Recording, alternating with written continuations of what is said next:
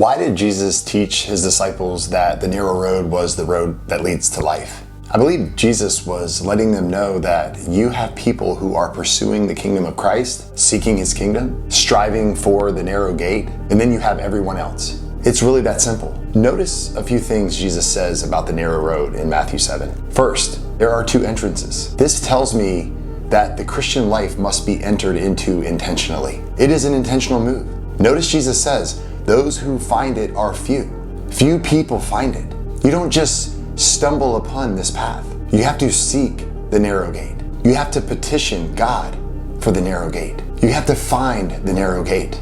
And you come through the narrow gate through repentance and faith. Second, there are two paths. This tells me the Christian life must be lived purposefully. There is a path involved here. There is a way involved here. There's a lifestyle involved here. The questions we ask ourselves here is, what is the fruit in our life? What evidence is there that I follow Jesus? Third, there are two crowds. This tells me the Christian life must be endured patiently. There are those who are going to be on the wide and easy way. We will all want to be on that road at times, but we endure and remain. And we will know we are on the right path when those who are on the wide path hate us. They will despise us. Why?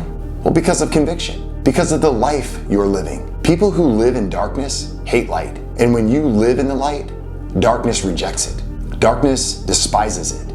So don't be surprised when people call you narrow-minded and hateful and judgmental and not loving. And I just want to point out that part of that wide road crowd is a group of people who go to church on a regular basis and speak biblical language. Here's the truth. There are many on the wide road that leads to destruction and have no idea that's the road that they're on. Why? Well, because someone guaranteed them one day that they were no longer on the wide road. They were told that following Jesus was as easy as 1, 2, 3. They were told they said the prayer, so they were in.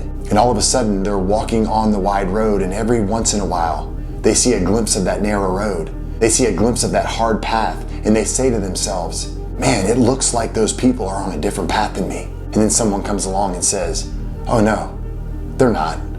That's just a different kind of Christian path. That's just the really committed. Actually, they're just overcommitted. They're taking things way too serious, and they're what we call radical Christians. Let me ask you a question. Do you think that's truth? How can we read Matthew 7 in light of the whole Sermon on the Mount and see Jesus clearly giving us a radical choice here? Clearly saying it's one or the other, and that there's no middle ground, no neutrality in the war, and say that there's any such thing as an overcommitted Christian. No, there are Christians, and then there are not. There is no such thing as a radical Christian. There's no such thing as a nominal Christian. There are Christians, and then there's everyone else. Lastly, there are two destinations. This tells me the Christian life must be completed faithfully. Those who endure until the end will be saved. And here's the good news. Endurance is evidence of your salvation. My friends, drop me a comment below and let me know your thoughts.